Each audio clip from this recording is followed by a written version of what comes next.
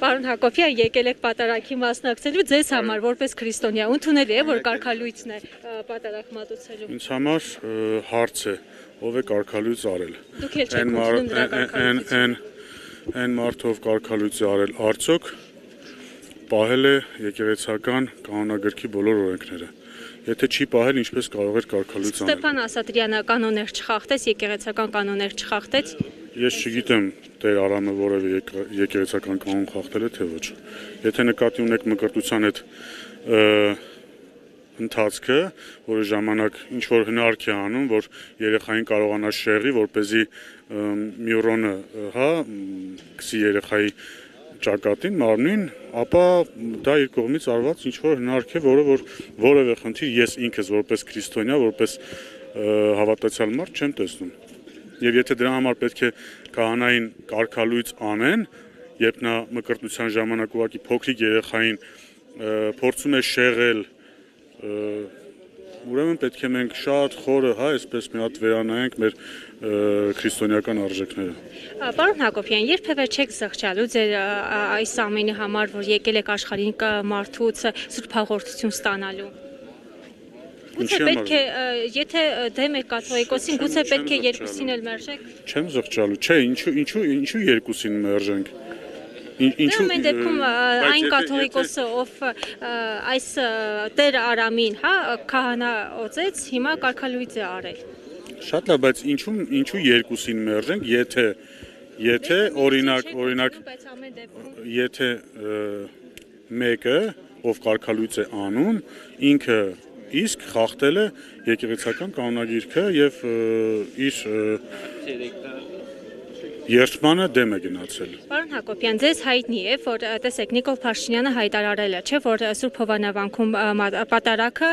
լինելու է վեհարանը վեհափառից ազատագրելու գործընթացի մեկնարկը։ Հիմա ձեզ հայտնի է, երբ է գնալու ձեր փեսան, այսպես ասած, երբ է գնալու ազատագրելու։ Չգիտեմ, ես հիմա եկել եմ պատարագի մասնակցել։ Իսկ եթե գնան, դուք պատրաստվում եք եւս գնալ։ Ես հայ առաքելական Սուրբ եկեղեցու հետևորդ եմ։ Եվ ես հավատացյալ հոտից մեկն եմ, ով ուզում է ունենալ սրբագույն սրբոց եկեղեցի։ Բայց եթե նկատում եք, բակում ենք մենք հիմա, Սուրբ Հովանավանքի բակում ենք հիմա եւ բավականին քիչ աջակիցներ, ունենք։ Ես Նախանցած անգամ ավելի շատ է հիմա։ Ոչ ուզում եմ հաշվել աջակիցներին, ոչ ուզում եմ նայեմ ինչքան աջակից ունենք, ես եկել եմ մասնակցեմ պատարագին։ Պարոն Հակոբյան, ես ընդհանրապես լավ, մենակ մի բան, Աստված է արդար թե Նիկոլ Փաշինյանը։ Ինչ հարց եք տալիս։ Միանշանակ Աստված ամենաարդարն է։ Իսկ մարդիկ լինում են սխալական, մարդիկ լինում են Մարդիկ կարող են մեղքեր ունենալ, Աստված անսխալական է, Աստված չունի մեղք։ Ինչ հետաքրքիր է, դուք հաճախ եք աղոթում։ Ամեն օր, քնելուց առաջ։ Ինչ եք խնդրում Աստծուց։ Ես շնորհակալություն եմ հայտնում Աստծուն, որ ես կամ, որ ես այնպիսին եմ, ինչպիսին որ եմ, եւ որ Աստված ինձ հետ է։ Ես շնորհակալություն եմ հայտնում ավելի շատ, քան խնդրում եմ։ Նիկոլ Փաշինյանը ասեց ինքը գնալու է Մայրաթոր եւ Մայրաթորն ազատելու է կաթողիկոսից, Աստվածաշունչ կարդացած մարդկանց հետ միասին է քայլելով գնալու Մայրաթոր։ Ինչ հետաքրքիր է, պարոն Հակոբյան, դուք Աստվածաշունչը կարդացել եք եւ ինչ եք հիշում։ Ես Աստվածաշունչը փոքր տարիքում եմ կարդացել, այո, ընդհանրապես ես մեծացել եմ, ես իմ գիտակից կյանք երբ որ սկսել եմ հիշել, ես ինքս կապված եմ եղել հայ առաքելական եկեղեցու հետ։ Մասնավորապես Սուրբ Սարգսի, ինչպես։ Կասեք քաղաքացիներին, ինչ եք հասկացել, որ Աստվածաշունչը կարդացել։ Շատ տարբեր բաներ, բայց հատկապես քանի որ փոքր տարիքում եմ կարդացել ամբողջությամբ։ Հետո եղել են հատվածներ, որ բացել եմ ուղղակի, այնպես որ շատ խորը Տեր Աստվածաշունչը, շատ բաներ կարելի է հասկանալ։ Պարոն Հակոբյան, սենց պարակտելով ուր են գնում, հոգևորականներին սևերի սպիտակների ենք բաժանել, ուր են գնում սենց։ Մեկը որևէ մեկի